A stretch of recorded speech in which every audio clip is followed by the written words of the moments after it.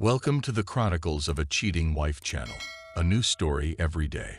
Don't forget to subscribe. The judge sat sternly at his desk, his gaze fixed ahead as he delivered his ruling. After meticulously going through the details of asset separation, he finally directed his attention towards my now ex-wife, Alice. I hereby grant the claimant sole custody of the 3 children and order a monthly child support payment of $1,200, declared the judge. At that pronouncement, Alice leaped from her seat, embracing her attorney with elation before shooting a triumphant glance in my direction. Yes, I whispered to my own lawyer. I've maneuvered things just as I wanted. Curious as to why losing a court case could be perceived as a victory. Allow me to elucidate. But first, let's rewind to the beginning when I first encountered Alice. My name is Sam Foster, a 45-year-old mechanical engineer. Our paths crossed when I was 28 at an automotive fair. As I examined a Vanguard motorhome, I sensed someone peering over my shoulder. It was a striking young brunette, equally captivated by the vehicle's features. Quite spacious, isn't it? Almost like a small apartment, I remarked, grinning. She chuckled in agreement and said probably more affordable, considering the skyrocketing rent prices these days. In that moment, exchanging smiles, I knew I was captivated.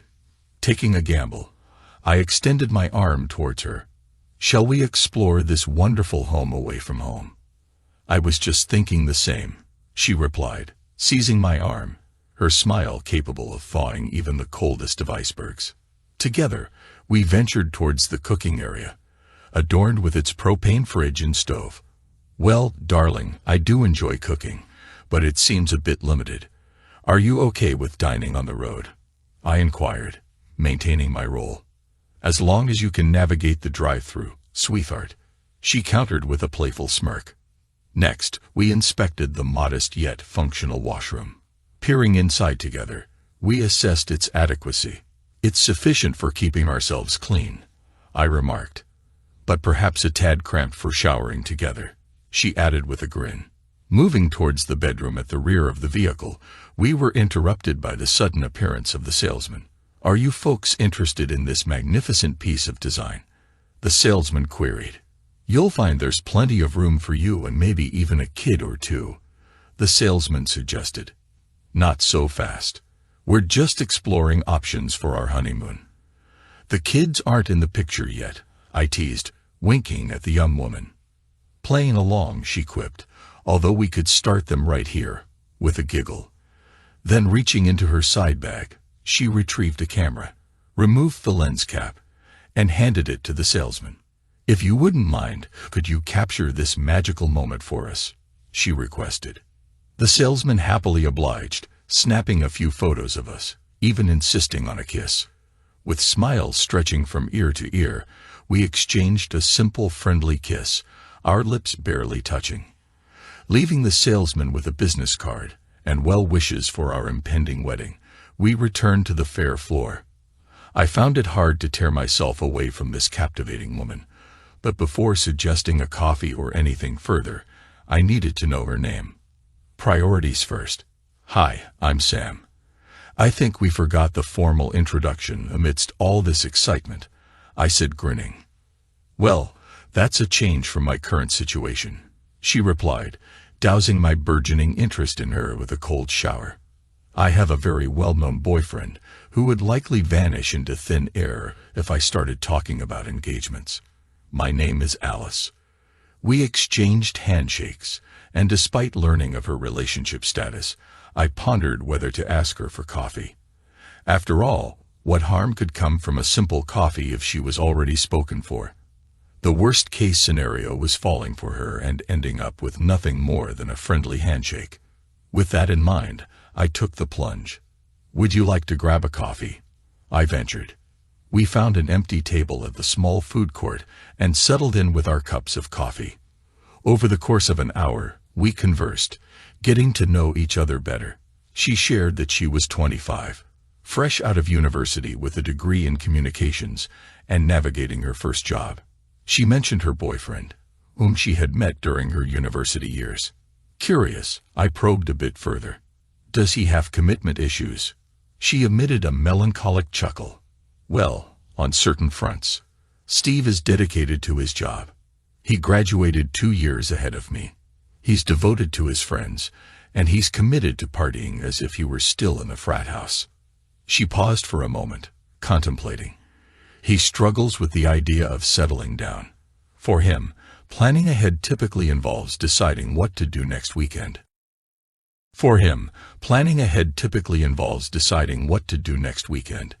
Needless to say, he's not quite where I'd hoped he'd be. Sorry to hear that, I offered, though the sentiment was far from genuine. The mention of Steve seemed to dampen her spirits.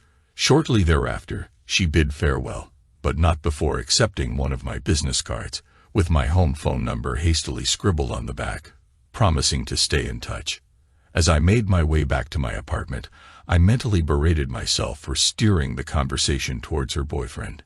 Instead of showcasing my charm and personality, a task I was certain I excelled at, given my good looks, if I may say so myself, I had prodded at a vulnerability in her relationship. It was a regrettable move, fixating her mind on him and their situation.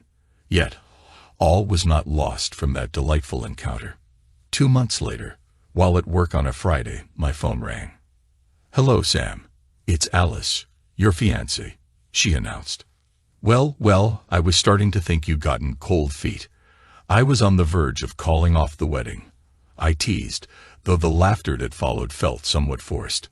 "I was wondering if you had plans for tonight, and if you could fit your betrothed into your schedule for a drink or two," she inquired, her voice tinged with a hint of uncertainty. "Let me consult my planner for a moment," I replied, feigning contemplation. "Is it a Jenny night?" "No, we broke up 4 months ago. Or perhaps a Wendy night. Blast, I forgot to return her call last month." "Scratch that. Let's see. I can slot you in between Deborah and Diana. Yes, I'll be free for a few drinks tonight." I sensed a hint of hesitation on the other end of the line. "What time are you meeting Diana?" Alice finally asked. Suppressing a chuckle, I replied, "Around 7. "Oh," she sighed, disappointment seeping into her voice. "It's actually on November 25th for Thanksgiving. Diana, my mom, is expecting me promptly at 7. I might even be able to bring you along if you're available. I hope 1 month's notice is sufficient," I teased, unable to contain my amusement. "Okay, wise guy. It's a date," she retorted playfully. We arranged to meet after work at a pub midway between her place and mine. It turned out to be an unremarkable evening. We shared a few drinks, discussing a myriad of topics, but the conversation inevitably gravitated towards her and Steve, her boyfriend. Alice spoke of her aspirations to establish herself in her career over the next few years. She also mentioned her desire to have children, raise them for a few years, and then resume her career. Steve, on the other hand, envisioned a life of wealth and leisure, with little thought given to children. Over the past 4 years, she dedicated herself to transforming Steve, coaxing him towards maturity and responsibility. Yet, her efforts proved futile. Their disagreements escalated, with Steve resisting the idea of moving in together, clinging to his independence and apartment. Alice, inherently competitive, felt the sting of defeat creeping in. Nonetheless, she maintained her composure, knowing she had given her all to the fight. My initial enthusiasm dwindled within the first hour. Though I attentively listened to her, offering a sympathetic ear to her grievances, I felt relief when she signaled her readiness to depart. As we stood outside the pub, waiting for a cab, she abruptly propositioned me for a nightcap at her place, her hands already exploring my body as she spoke. I'm not foolish. I understood that I could likely end up sleeping with her that very night. The temptation was there, but I also recognized that it would be a move born out of vengeance. She was well aware that Steve had opted to go carousing with his friends, likely ending up in another woman's bed. I would merely serve as a tool to maintain some semblance of equilibrium in their tumultuous relationship. "No, thank you," I asserted, choosing to be straightforward with her. Alice, I almost enjoyed my evening with you tonight, but I refuse to let you use me as a pawn in your vendetta against Steve. Go home, come to terms with it, or find another outlet for your frustrations. I had hoped you saw something meaningful in me, but the verdict is still out on that. While I'm glad I could lend an ear, don't mistake me for a means to alleviate your pain. Even in her slightly intoxicated state, she initially seemed shocked by my words. Then her face flushed with embarrassment, a crestfallen expression clouding her features. Choosing to leave without waiting for a cab, I walked away, leaving her standing at the curb. Surprisingly, she called me the very next day to apologize for her behavior the previous night. While I sensed her sincerity, I remained terse during the conversation. 2 months later, following a Thanksgiving where I had to explain to my mother why I couldn't introduce her to the future mother of her grandchildren, Alice reached out to me again. "Hi, Sam, it's Alice. How have you been?" "Not bad, and yourself?" "Good, very good." There was a pause on the line. "And that's thanks to you. I took your advice and ended things with my boyfriend last month. This time alone has really helped clear my head." "Well, I'm glad to hear that." "Truly," I replied. "I was wondering if I could invite you out for a drink again. And I promise I won't mention my ex," she asked tentatively. "It's a tempting offer, but I have plans for this weekend. What about next weekend or sometime during the week?" There was a brief silence before she replied, "Okay, next weekend works for me." Hey, beggars can't be choosers. After how I behaved on our last date, I should be grateful you even answered my call. Her sincerity softened my stance a little. "Don't underestimate yourself, Alice. You're not just attractive, you're great company too. If I didn't have plans already, I'd be thrilled to go out with you again. By the way, we still need to finalize our guest list for the wedding." I reminded her. Her response was a giggle. "All right then, next week, same time, same place. Don't stand me up," I teased. The subsequent date was delightful. Not once did the topic of her ex come up. Instead, she inquired about my current situation. I could sense her tension when I mentioned I was seeing a colleague from work. She seemed relieved when I assured her it was nothing serious, just a comfortable friendship with benefits. She gave me an odd look but dropped the subject. This time, she didn't suggest going back to her place for a nightcap. Instead, she bid me farewell with a long, heartfelt kiss at the curb before hopping into a cab. The invitation for a nightcap came the following weekend, and there was no way I could refuse. We couldn't keep our hands off each other all the way to her place. Once inside her apartment, our embrace continued, swiftly transitioning to a horizontal position. It felt like love in its purest form. The following weekend, we rendezvoused again, this time ending up at my house. We spent the entire weekend delving deeper into each other's worlds, hardly leaving the bed except to grab a snack before returning to our cozy cocoon. As Sunday afternoon rolled around, we were just finishing a leisurely brunch when the phone interrupted our blissful bubble. I picked up, and it was Deborah, the occasional coworker I went on dates with. "Hey there, handsome. How was your weekend?" she chirped, glancing at Alice, clad in one of my shirts that barely concealed her enticing figure. I replied, "Absolutely fantastic." It was a truly splendid weekend, earning a radiant smile from Alice in return. Well, mine was pretty lousy, to be honest. I could definitely use some good company. "What are you up to later today?" inquired Deborah. "I'm tied up with something right now, so it won't be possible. How about a rain check?" I responded, lowering my voice a notch. Alice shifted her focus back to the dishes, but I could sense her keen interest in the conversation. "You're with her?" Deborah asked. "Yeah," I confirmed. "All right then, I'll catch up on the latest gossip tomorrow at work," she said before ending the call.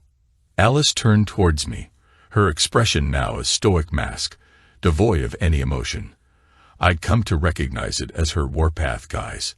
Being inherently competitive, she had mastered the art of concealing her feelings when faced with adversity, saving them for when she needed to retaliate. "Who was that on the phone?" she inquired, resuming her task of putting away the dishes. "Just Deborah from work. She wanted to know how my weekend went," I replied, not entirely truthful. Alice remained silent. Before long, we found ourselves back in the bedroom. Alice pushed me onto the bed and straddled me, her gaze intense as she rubbed herself against my now aroused member beneath the fabric of my sweatpants. With determination, she grasped my arms, lifting them above my head, and in a low, commanding tone, she declared, "You won't need her anymore. No more rain checks. From now on, I'll be all you need." Feeling the intensity of her desire and the imminent pleasure she was about to bring me, I saw no reason to argue. Indeed, over the following weeks, Alice became the cornerstone of my life, both in and out of the bedroom. Our connection was undeniable, evident in the countless photos she took to immortalize our happiness. Within a year, we exchanged vows, with me at 30 and her at 27. As planned, we spent the initial years of our marriage solidifying our careers, I as a mechanical engineer at T-Bolts Incorporated, and Alice as a creative assistant in a marketing firm. Through relentless effort, we became indispensable assets to our respective employers, and when the time felt right, we embarked on the journey of parenthood. 2 years into our marriage, we welcomed Sam Jr. into the world. Alice took a brief maternity leave, confident in the security of her position, and returned to work. Once we found a suitable nanny for Junior, she resumed her duties for less than a year before the arrival of Elizabeth, our second child, named in homage to my mother-in-law. With an established nanny already in place, Alice's maternity leave was abbreviated. Believing our family complete, we were taken by surprise when Alice unexpectedly became pregnant again, leading to the joyous arrival of little William. However, recognizing our limit, Alice underwent surgery to prevent further expansions to her family. 3 children felt like the perfect balance. Despite our focus on our careers and the presence of a live-in nanny, our children remained our top priority over the following 6 years. That's how we navigated our lives together. The final year of our marriage weighed heavily on us. Our children were blossoming, a fact documented in the myriad photos captured by Alice throughout our journey. Professionally, we were stable, yet a palpable void lingered. My love for Alice remained as fervent as the day we exchanged vows, and our trio of well-behaved children, cared for diligently by our nanny Bernilla, brought us immeasurable joy. With the kids transitioning to school and preschool, Bernilla's role had evolved into that of a household maid. One evening, as I sat watching mindless TV with the kids and Bernilla, Alice was detained at a late meeting. It struck me. What was amiss in our marriage? It wasn't the first occasion Alice had been held back by work commitments, but this time, it stirred a deeper concern. I pondered over the past months, initially attributing Alice's distance to work-related stress. I understood firsthand how professional anxieties could infiltrate personal life, persisting even during moments of familial intimacy. However, what struck me the most was her aloofness towards me, a stark contrast to her interactions with the kids or Bernilla. It became evident that our marital relationship was the crux of the issue. I racked my brain, attempting to discern any changes in my demeanor or actions that might have led to her distant behavior. What had I done to provoke her frequent outbursts towards me? For instance, just last week, I suggested a trip to the zoo with the kids. Her response was filled with disdain. "Goodness, Sam, could our lives get any more mundane? A day at the zoo. You and Bernilla can take the kids. I'll find something else to occupy myself."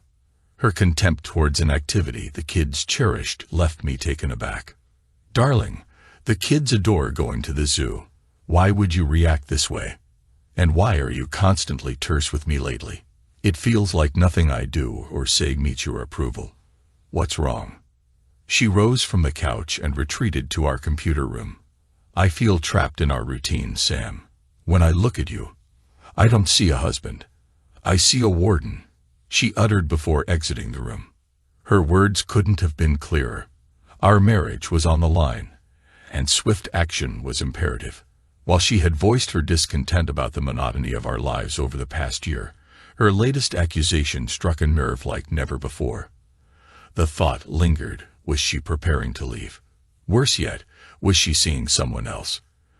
The idea of her dissatisfaction with our life was already difficult to digest. The possibility of infidelity was unbearable. I resolved to do whatever it took to improve our situation and salvage our marriage.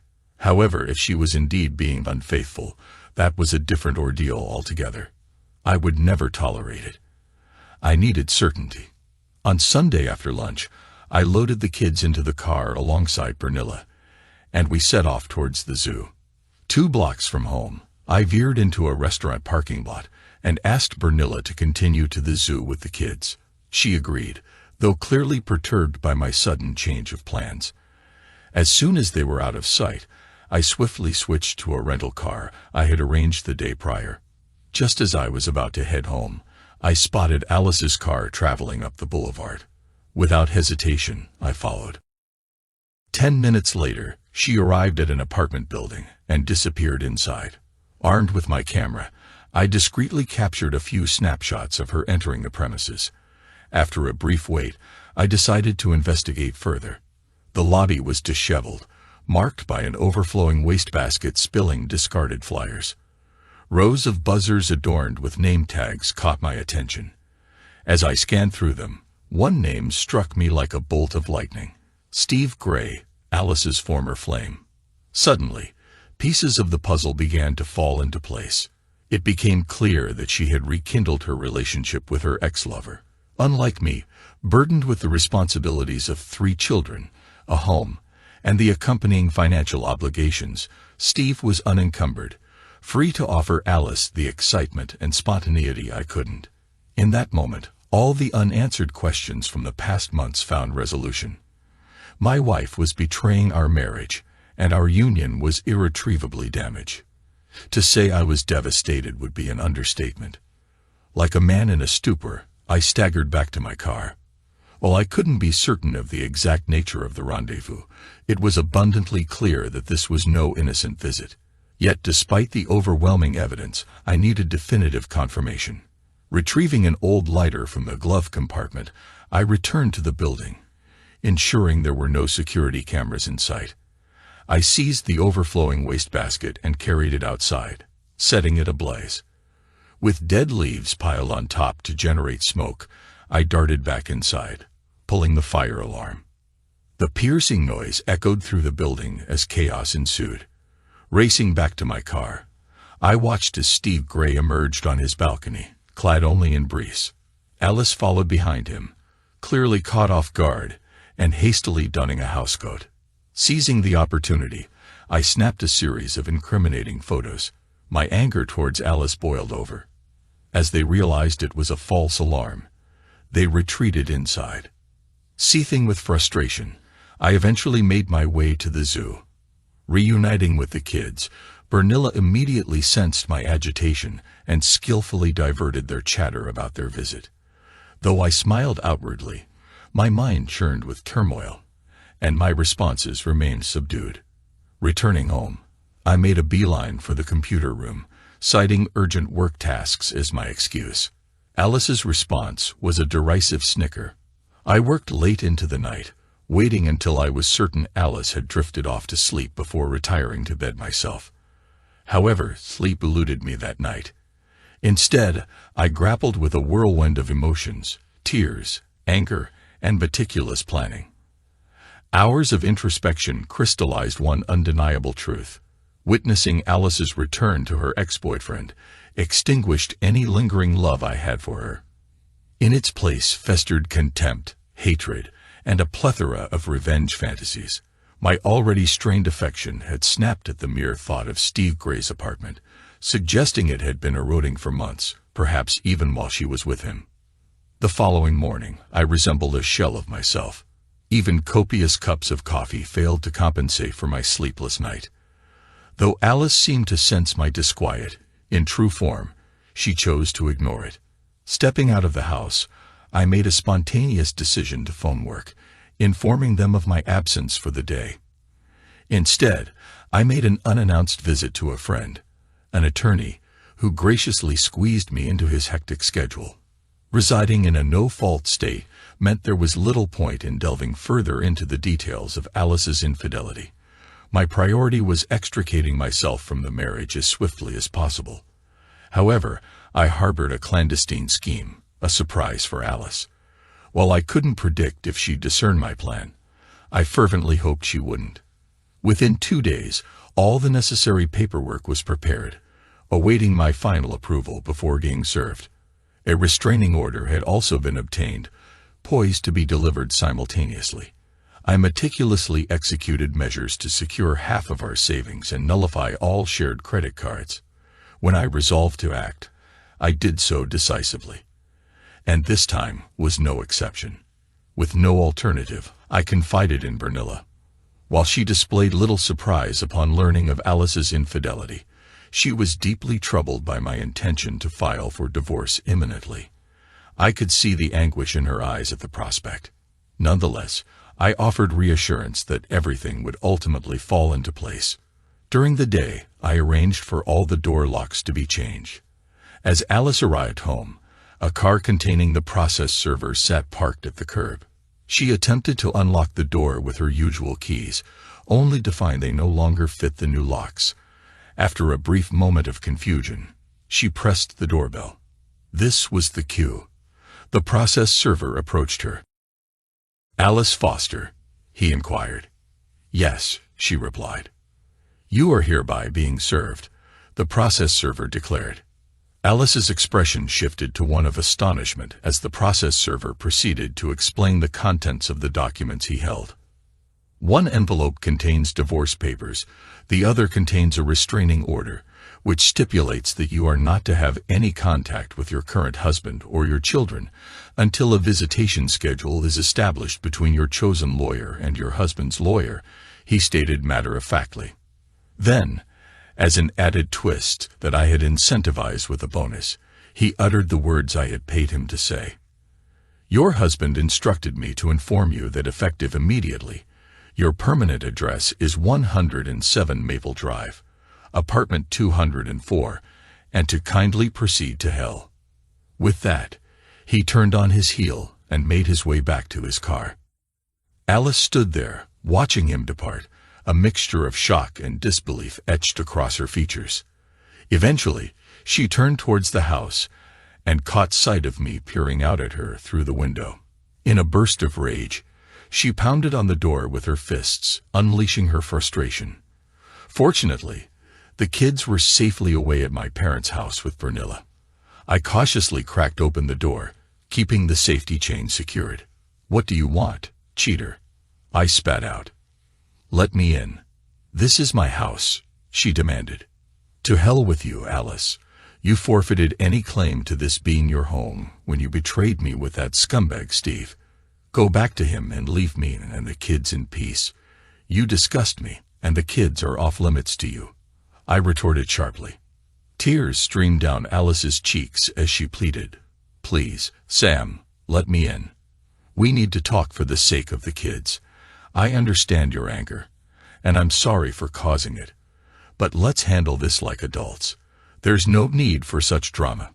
It will only hurt the children." Her voice strained through the small opening. "Of course, we'll handle this in a civilized manner, Alice," I responded firmly. "Given your breach of our marriage vows and deception toward both the children and myself, we have no alternative but to address this through legal channels. If you agree not to contest the divorce petition, things can proceed smoothly. Now, please remove yourself from my family's vicinity, or I will have to involve the authorities. Rest assured, I'll do so with the utmost civility," I stated, maintaining my composure. With that, I shut the door in her face and walked away. Despite her persistent knocking and pleading to be let in, I remained resolute and refrained from granting her entry. Eventually, she relented and gave up. 2 hours later, the barrage of phone calls commenced, initially from her cell phone, and then from an unknown number, presumably Steve's phone. I ignored every call. By now, Alice likely had knowledge of the contents of the divorce petition. Against my lawyer's counsel, I insisted on specific terms: full custody of our children, limited visitation rights for her once a month on the fourth Saturday under strict supervision, and a generous monthly child support payment. Additionally, I filed for divorce based on grounds of infidelity. Though my lawyer expressed reservations about these provisions, I stood firm, citing my financial backing of the legal proceedings.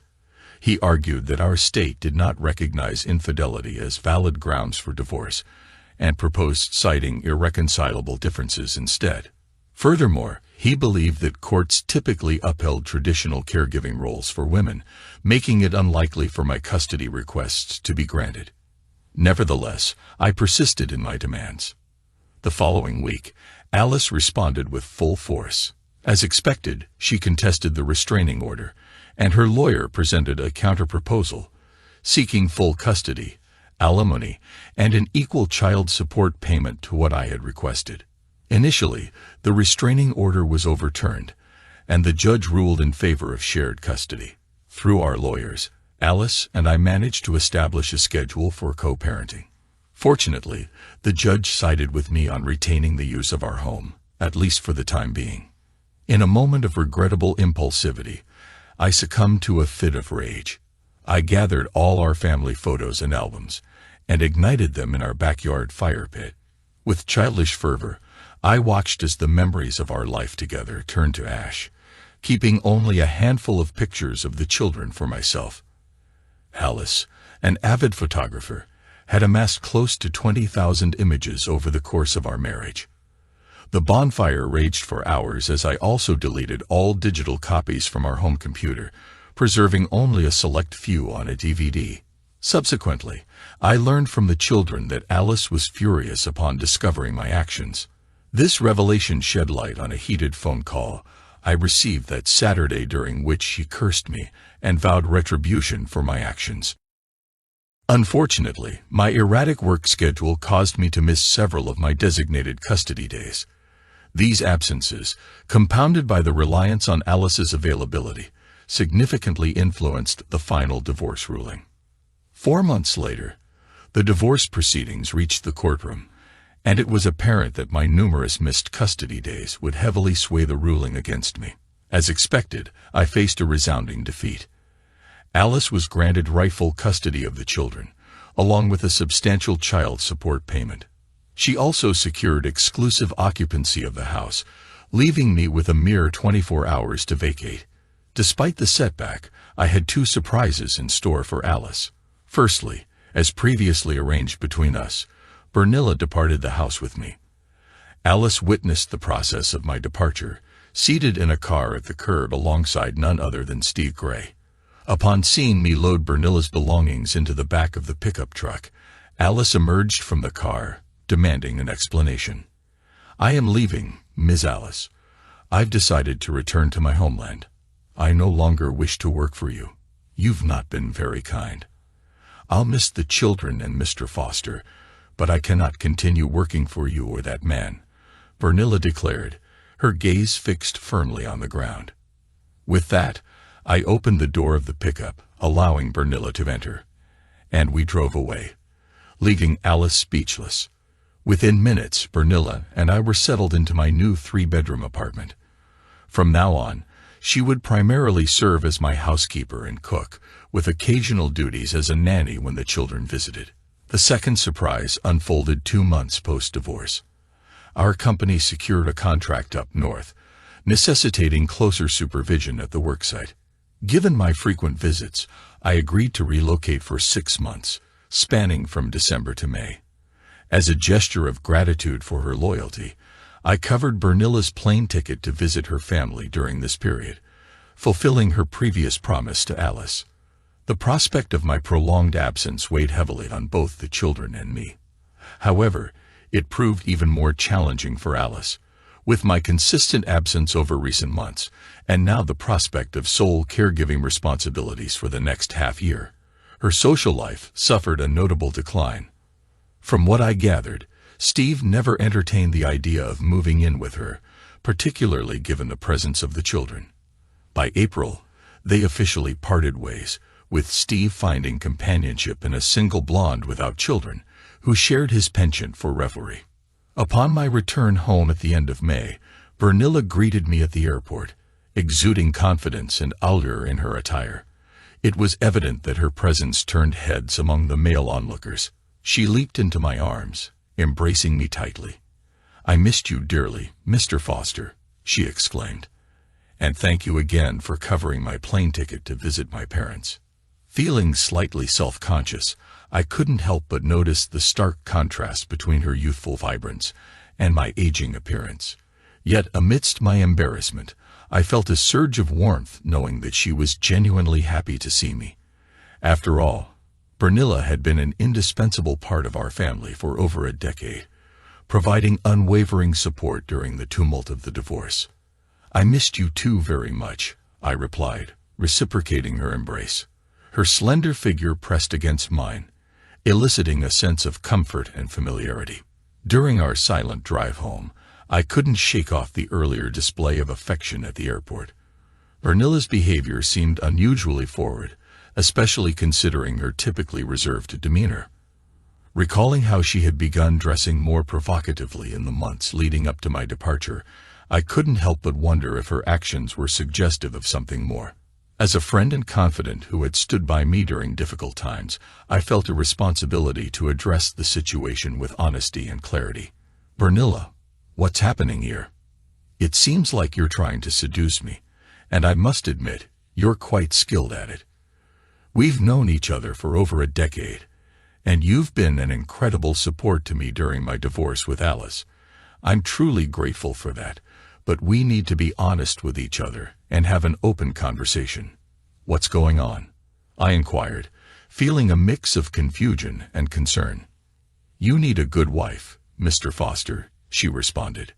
"Come on, Bernilla, call me Sam." "You used to call me Sam often," I interjected. "Okay, Sam, you need a good wife who will take care of you and your children. Someone who will give you love and perhaps more children. I care deeply about you, Sam. I don't want to see you hurt again by that woman," Bernilla elaborated. "You mean Alice, my ex-wife?" I clarified. "Yes," she affirmed. "Why do you think she could hurt me more than she already has?" I questioned. "Well, now that she's alone again after her boyfriend left her, I'm worried she might try to reconcile with you," Bernilla explained. "And would that bother you? I thought you were saddened by our divorce," I responded.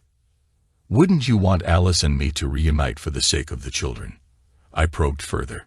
"No, my mother always told me that you're a good man and that I would make a better wife for you. If I marry you, it would be solely for you. I would strive to be better, younger, and more beautiful than her. I've witnessed your pain, Sam. I've heard you cry when everyone else was asleep." Well, that certainly caught me off guard. Bernilla's admission left me feeling a bit bewildered, realizing just how vast our cultural disparities were. Amidst her declaration, one thing stood out clearly. She desired to be my wife. Did she love me?